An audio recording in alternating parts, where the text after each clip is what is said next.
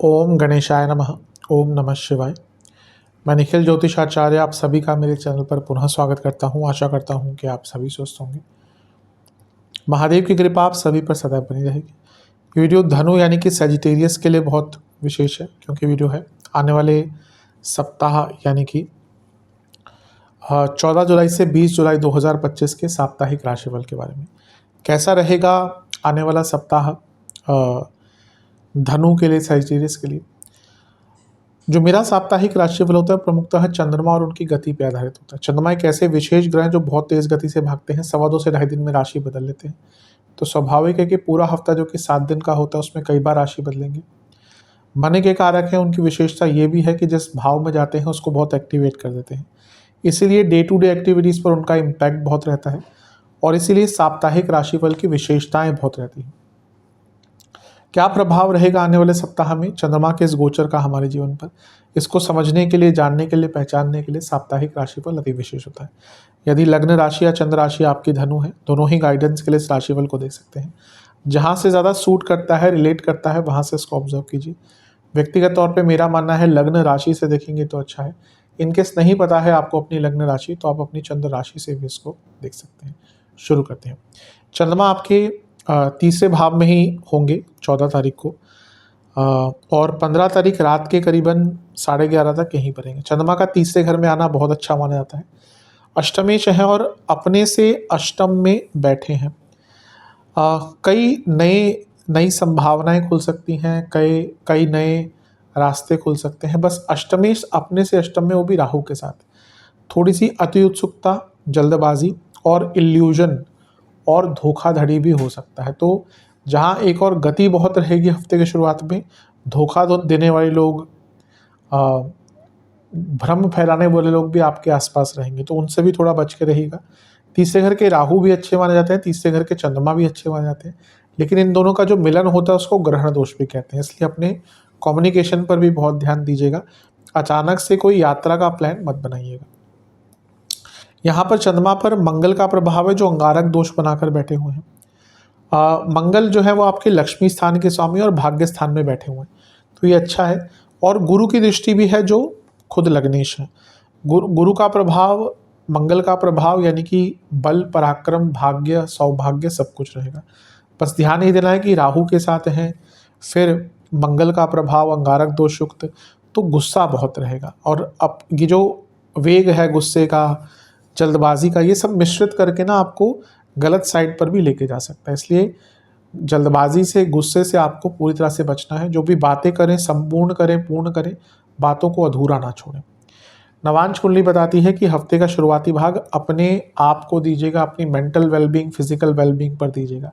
दशांश कुंडली कार्य क्षेत्र में सब ठीक है, बस एक ही दिक्कत है कि आप थोड़ा सा ना समय का लाभ नहीं उठा पाते, इसलिए मोमेंट्स जहाँ पे आप आगे बढ़ सकते हैं आप पीछे रह जाते हैं। विचार कीजिएगा। बिजनेस ठीक है, बिजनेस के हिसाब से अच्छा है। कुछ पुराने काम जो रुक रहे थे पूर्ण होंगे। लव लाइफ, अपने पार्टनर के नेचर को समझिए, वहीं पे कमी है कि नेचर नहीं समझ पा रहे। वैवाहिक जीवन, अपने लिए भी टाइम निकालिएगा, अलग से अपने लाइफ पार्टनर को भी थोड़ा सा स्पेस दीजिएगा। स्टूडेंट्स की जहाँ तक बात है, ठीक है, सब कुछ, ऐसी कोई परेशानी नहीं दिख रही, लेकिन ओवर कॉन्फिडेंस आ रहा है। सेहत, गले के रोग, कफ रोग, जिनको थायराइड आदि की दिक्कत है, परेशानी बढ़ेगी। सर्वाष्टक में आपका पंचम भाव बली है। मैं यही कहूँगा कि ओवर थिंकिंग की तरफ मत जाएगा, और जैसे मैंने शुरू में कहा, अति उत्सुकता बहुत तंग करेगी। 15 जुलाई रात के करीबन 11:30 के आसपास चंद्रमा राशि बदलेंगे और आपके चौथे घर में आकर बैठ जाएंगे, यानी कि मीन में। और 18 जुलाई सुबह के करीबन 4 बजे यानी कि 4 AM के आसपास तक यहीं पर रहेंगे। चंद्रमा का चौथे घर में आना कोई बहुत अच्छा नहीं माना जाता। अष्टमेश है और चौथे घर में जा रहे हैं। चौथे घर में चंद्रमा कारको भावनाशाय दोष लगाते हैं। अष्टमेश का चौथे घर में जाना मेंटल, इमोशनल हेल्थ के लिए अच्छा नहीं होता। फैमिली में डिस्टर्बेंस क्रिएट करता है। और ऊपर से यहाँ पर विषदोष बन गया, यानी कि वो कहते हैं ना कि करेला वो भी नीम चढ़ा। तो ये हफ्ते का जो मध्य भाग है, ये इमोशनल लाइफ हो, पारिवारिक जीवन हो, एक अपना इमोशनल वल्नरेबिलिटी हो, इन सब के लिए थोड़ा सा सेंसिटिव है। और मंगल का प्रभाव भी, अब मंगल तो वैसे बृहस्पति यानी कि जो आपके लग्नेश है उनके मित्र ग्रह हैं, चंद्रमा से भी अच्छे संबंध है, लेकिन मंगल शनि के संबंध अच्छे नहीं है। तो मंगल शनि की दृष्टि तो पहले भी थी, अब शनि पर मंगल की दृष्टि, अब चंद्रमा भी उसके प्रभाव में आ गए। तो ये जो मैंने कहा कि इमोशनल वल्नरेबल, घर में माहौल अच्छा नहीं, इसके साथ गुस्सा भी ऐड हो जाएगा, तो ये फिर थोड़ा सा कष्टकारी हो सकता है। क्योंकि जब इमोशंस इतने हाई हैं और ऊपर से गुस्सा है तो फिर चीज़ों को कंट्रोल करना मुश्किल हो जाता है। गुरु से केंद्र में है तो गजकेसरी योग बन रहा है, ईश्वर के सानिध्य में रहिएगा, कई चीज़ें सॉल्व हो जाएंगी। यहाँ से दोनों मिलकर 10वें घर को देख रहे हैं तो कार्य क्षेत्र में भी मन उतना नहीं लगेगा जितना सोच रहे हैं। और ये शनि अभी अभी वक्री हुए हैं तो चीज़ें वैसे ही थोड़ा सा स्लो चलेंगी। तो इन सारी ही चीज़ों पर आपको बहुत ध्यान देना है। नवांश कुंडली बता रही है कि हफ्ते का ये भाग आराम से लोगों से बातचीत कीजिएगा, बहस अवॉइड कीजिएगा। दशांश कुंडली कार्य क्षेत्र में ठीक है, सब कुछ थोड़ा होपफुल, थोड़ा सा पॉजिटिव रहेगा। बिजनेस में फिर भी ठीक है, कुछ नया काम मिलने की उम्मीद है। लव लाइफ सपोर्ट कीजिए एक दूसरे का, उसकी आवश्यकता दिख रही है और उसकी कमी भी दिख रही है। वैवाहिक जीवन, वैवाहिक जीवन में एक ही दिक्कत है कि एक स्नेहपूर्ण बात या स्नेहपूर्ण बातचीत वो नहीं हो पा रही, इसकी कमी दिख रही है, इस पर काम कीजिएगा। स्टूडेंट्स थोड़ा सा बैक टू रियलिटी आ जाइए। अभी लग रहा है कि बहुत ओवर कॉन्फिडेंस है। जहाँ तक सेहत की बात है, कफ रोग, चेस्ट से संबंधित प्रॉब्लम, लोअर बैक में दर्द, सर्वाष्टक में आपका पंचम भाव अत्यंत बली है जो अपने आप में केंद्रित कर रहा है या इंकित कर रहा है कि हफ्ते के इस भाव में भी आपको थोड़ा सा सर्वाष्टक में आपका धन स्थान बली है, तो इसके कारण धन की पूर्ति हो सकती है और इवन प्रॉपर्टी खरीदने के लिए अच्छा टाइम है। बस कुटुंब भाव बली है तो घर में बातचीत कम ही करेंगे तो अच्छा रहेगा। 18 जुलाई सुबह के 4 बजे के आसपास चंद्रमा राशि बदल के आपके पंचम भाव यानी कि मेष में आ जाएंगे और सप्ताह के अंत तक यहीं पर रहेंगे। चंद्रमा का पंचम में आना एक प्रकार से अच्छा माना जाता है, लेकिन फिर से वो अष्टम के स्वामी पंचम में चले गए तो ओवर थिंकिंग इस पूरे हफ्ते रहेगी, गुस्सा इस पूरे हफ्ते रहेगा। गुस्सा क्यों? क्योंकि अंगारक दोष का प्रभाव चंद्रमा पर रहेगा। पहले 2 हफ्ते के जो दिन हैं, 2 भाग हैं, उसमें मंगल और अंतिम में केतु। लेकिन अष्टमेश का पंचम में आना और धन स्थान, लाभ स्थान को देखना, ये अचानक से बड़े धन की प्राप्ति की ओर इशारा करता है, इसमें कोई डाउट नहीं है। रिसर्च बेस्ड स्टूडेंट्स के लिए अच्छा है, साधनाओं के लिए अच्छा है, कुछ समझने के लिए अच्छा है।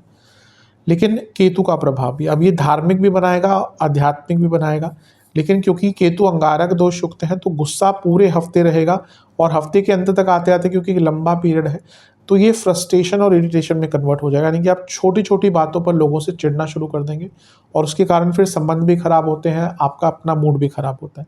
तो थोड़ा सा अपने गुस्से पर अगर नियंत्रण रख सकते हैं तो सबसे अच्छा है। क्योंकि चंद्रमा लाभ स्थान को देख रहे हैं तो कुछ नए मौके, क्योंकि अष्टमेश है, नए मौके जीवन में अवश्य आगे बढ़ने की खुल सकते हैं। नवांश कुंडली बताती है कि थोड़ा सा किसी को जवाब देने से पहले, किसी भी चीज़ में, किसी भी तरीके से थोड़ा मोमेंट लेकर सोचेगा कि आपको क्या बोलना है, किस संदर्भ में बोलना है। दशांश कुंडली कार्य क्षेत्र में थोड़ी सी इमेच्योरिटी झलक रही है, गलतियां हो सकती हैं। बिजनेस में थोड़ा सा अप्स एंड डाउन रहेंगे, बहुत वल्नरेबिलिटी रहेगी, आपको समझ नहीं आएगा कि चीज़ें किस प्रकार से ठीक कर पाएँ। लव लाइफ, अकेलापन बहुत तंग करेगा, भले ही पूरे 2 दिन अपने पार्टनर के साथ ही रहें, लेकिन बहुत अकेलापन रहेगा। वैवाहिक जीवन, एक पैशन और एक पॉजिटिविटी की कमी है, कहीं ना कहीं इसको दोनों को मिलकर ढूंढना पड़ेगा। स्टूडेंट्स कनेक्शन पर काम कीजिए, कम्युनिकेशन पर काम कीजिए, दोनों की ही कमी दिख रही है। जहाँ तक सेहत की बात है, पेट के रोग बने रहेंगे, गले के रोग बने रहेंगे, बीपी तंग करेगा हफ्ते के अंत में, और जिनको इंटेस्टाइन, गॉल ब्लैडर और पैनक्रियास से जुड़ा कोई प्रॉब्लम है उनकी परेशानी बढ़ सकती है। उपाय के स्वरूप में आपको महादेव को दूध और जल मिलाकर, गंगा जल मिलाकर अभिषेक करना है, बेलपत्र अर्पण करने हैं और शिव चालीसा का एक बार पाठ करना है। आशा करता हूँ वीडियो काम आएगी। चैनल पे नए हैं सब्सक्राइब कीजिए, वीडियो को लाइक कीजिए। मिलता हूँ आप सभी से अगली वीडियो में, तब तक के लिए ओम नमः शिवाय।